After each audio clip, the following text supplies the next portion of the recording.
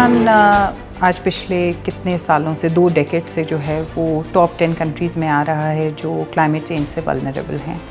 हमने देखा कि बहुत से डिज़ास्टर्स जो पिछले 20 सालों में पाकिस्तान में आए हैं, जिसमें बड़े बड़े डिज़ास्टर्स जिसमें आप फ्लड्स हैं पाकिस्तान में आए, फिर आपके पास हीट वेव हर साल आती है और हर साल टेम्परेचर जो है वो ज़्यादा हो जाता है।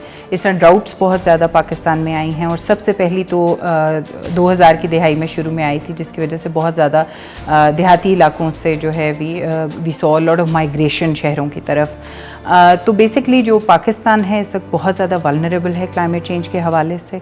पाकिस्तान की इकॉनमी, पाकिस्तान की सोशल लाइफ, ये सब इम्पैक्टेड हैं। अगर हम इकॉनमी की बात करें तो हमें हर साल अपनी जो क्रॉप हमारे पैटर्न शिफ्ट हो रहे हैं रेनफॉल की वजह से, उसका बहुत नुकसान होता है। इस साल ही आप देख लें कि आपकी जो मैंगो यील्ड थी वो बहुत कम हुई, क्योंकि हम डायरेक्टली विंटर से समर में एंटर हो गए।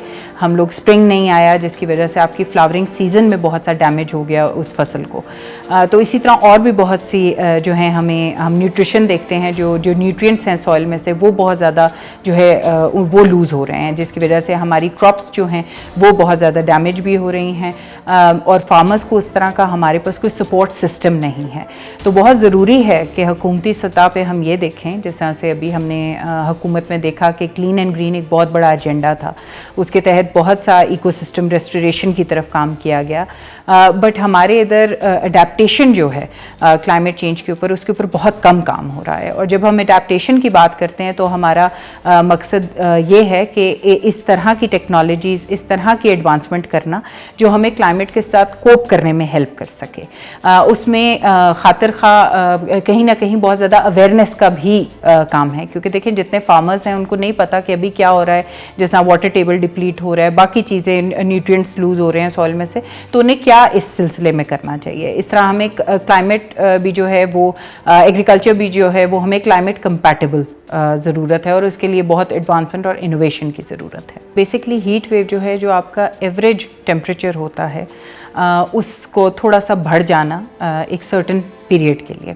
1960s में भी हीट वेव्स आती थी, ऐसा नहीं है कि हीट वेव कोई नया फिनोमेना है। लेकिन जो क्लाइमेट ड्रिवन हीट वेव है उसकी वजह से क्या हो रहा है कि हमारी फ्रीक्वेंसी ज़्यादा हो गई है, हमारी हीट वेव की ड्यूरेशन ज़्यादा हो गई है और उसकी इंटेंसिटी ज़्यादा हो गई है, जिसका ऑफ कोर्स बहुत ज़्यादा नेगेटिव इम्पैक्ट है ह्यूमन हेल्थ के ऊपर और स्पेशली उन वल्नरेबल पॉपुलेशन के ऊपर जो बुज़ुर्ग हैं, बच्चे हैं या बीमार लोग हैं।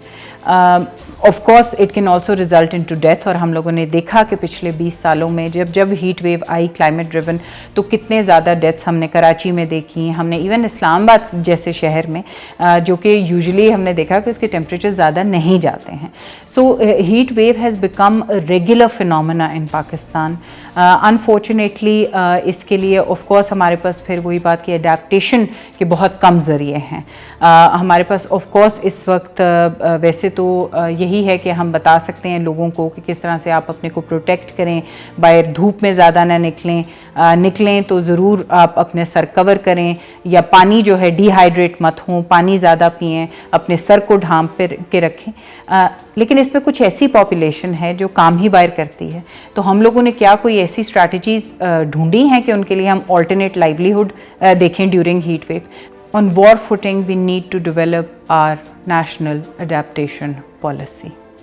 और जब हम नेशनल अडेप्टेशन पॉलिसी की बात करते हैं तो उसमें इकोनॉमी, आपकी सोशल लाइफ, आपकी हर चीज़ के लिए पॉलिसी की ज़रूरत है। अगर हम क्लाइमेट कंपैटिबल एग्रीकल्चर टेक्निक्स की बात करें, हम इसमें इंफ्रास्ट्रक्चर की बात आ जाती है। आप किस तरह का क्लाइमेट कंपैटिबल इंफ्रास्ट्रक्चर जो है, रिजिलिएंट इंफ्रास्ट्रक्चर, वो बिल्ड करने की बात आ जाती है। फिर आपके लोगों की अवेयरनेस की बात आ जाती है। फिर आपके लोगों के लाइवलीहुड की बात आ जाती है कि आप किस तरह जो पुराने लाइवलीहुड हैं, अगर उसके साथ ऑफ कोर्स वो उतने ल्यूक्रेटिव नहीं रहे क्लाइमेट चेंज की वजह से, अगर वो रिसोर्सेज के साथ जुड़े हुए हैं जो ख़राब हो रही हैं, तो आप किस तरह उनके लिए ऑल्टरनेट जो है वो ज़राए माश जो है वो ला सकें। तो ये एक वॉर फुटिंग पे इसकी ज़रूरत है, क्योंकि एक नेशनल सिक्योरिटी का मसला है। जैसा पेंडेमिक में हमने देखा कि बिल्कुल बंद हो गए सब कुछ, चाहे वो आपका बिजनेसेस थे, चाहे आपके स्कूल्स थे, तो आपका नेक्स्ट जो इस तरह की इमरजेंसी आएगी वो आपकी क्लाइमेट में हीट वेव की आएगी। अगले कुछ सालों में शायद हमें एक ऐसे सीज़न में जाना पड़े, ऐसा सीज़न आना शुरू हो जाए हीट वेव का कि जिसके अंदर हमें शायद जो है हर चीज़ रोकनी पड़े और आप इस काबिल भी ना रहें कि आप अपने घर से बाहर जा सकें। See, climate change is a global issue and solutions are at the local level, but at the same time an individual cannot reverse it. एक इंडिविजुअल ज़्यादा से ज़्यादा ये कर सकता है कि वो अपना एमिशंस, जो कार्बन एमिशंस हैं, उनको कम करे। मिसाल के तौर पे जिस तरह का व्हीकल आप यूज़ कर रहे हैं, जिस तरह के जिस चीज़ों से आपके एमिशंस जो हैं वो हो सकती हैं, या अगर आप रिसोर्सेज को ज़ाया कर रहे हैं तो वो मत करें, बिकॉज उससे भी बहुत ज़्यादा, ज़ाहिर से पता है, आप ज़ाया करेंगे और रिसोर्सेज एक्सट्रैक्ट करनी पड़ेंगी। तो अपना फुटप्रिंट एमिशंस का हो, चाहे वो रिसोर्स यूज़ का हो, वो जितना कम कर सकें वो बेहतर है, और कंजर्वेशन की तरफ जाएँ, ज़ाया मत करें चीज़ें। दूसरा जो है, अगर आपकी इस तरह के इम्पैक्ट्स अब आ रहे हैं, इस तरह के डिज़ास्टर्स आ रहे हैं, तो उसमें अवेयरनेस की बहुत ज़रूरत है। चाहे वो स्कूल लेवल पे है, आप करिकुलम ऐसा इंट्रोड्यूस कराएं, वो हुकूमती काम है, लेकिन at the same time teachers जो हैं वो अपने हद तक जैसा बच्चों को ट्रेनिंग्स दे सकती हैं, स्किल्स दे सकती हैं ऐसे कि किस तरह से आप जो है वो क्या क्या इश्यूज़ हैं, क्या क्लाइमेट चेंज क्या है, किस तरह से हम कोप कर सकते हैं, किस तरह से अगर हीट वेव आती है तो आपने क्या करना है। ये छोटी छोटी चीज़ें हैं जो हमें करने की एट कम्युनिटी लेवल ज़रूरत है। लेकिन of course the change has to be simultaneous, चाहे वो पॉलिसी भी हो, लेकिन साथ साथ आप इंडिविजुअल सतह पे ये दोनों चीज़ें साथ साथ चलाने की ज़रूरत है। एक जो हमारा डिज़ास्टर है जो आगे आ रहा है, वो आपके ड्राउट्स हैं, जो क्लाइमेट चेंज की वजह से बहुत ज़्यादा आएंगे, जिसकी वजह से हमारे, ज़ाहिर सी बात है, क्रॉप्स जहाँ पे हैं वो अगर वहाँ ड्राउट होगा तो ऑफ कोर्स हमारी यील्ड नहीं होगी, हमारे क्रॉप्स नहीं हो सकेंगे, फिर लोग बहुत ज़्यादा जो है वो फार्मर्स अपना लूज़ कर जाएंगे अपना लाइवलीहुड। साथ साथ हमने ये भी देखा है कि पाकिस्तान एरिड और सेमी एरिड है, तो बारिशें बहुत ज़रूरी हैं। अब पाकिस्तान में क्या हो रहा है कि या तो साल में एक टाइम आता है जहाँ बहुत ज़्यादा बारिशें होती हैं, और एक टाइम आता है जहाँ बारिश होती ही नहीं है। तो एक तो आपको इस पानी को सेव करने की ज़रूरत है ताकि हम इस पानी को इस्तेमाल कर सकें। दूसरा, आपके जो सॉइल के न्यूट्रिएंट्स हैं वो लूज़ आप कर रहे हैं क्लाइमेट चेंज की वजह से, जिसकी वजह से क्रॉप्स जो हैं वो उतनी बेहतर नहीं हैं। फिर आपकी जो सीजनल वेरिएशन है वो उसमें काफ़ी चेंजेस आ गए हैं। जैसा अब हम विंटर से फ़ौरन समर में इस दफ़ा आ गए, तो इस तरह अगर हमारी वो ट्रांजिशन प्रॉपर नहीं होगी तो ऑब्वियसली कभी क्रॉप जल्दी पक जाती है, कभी देर से पकती है, तो जिसकी वजह से जो फार्मर है उसके पास वो नॉलेज नहीं है।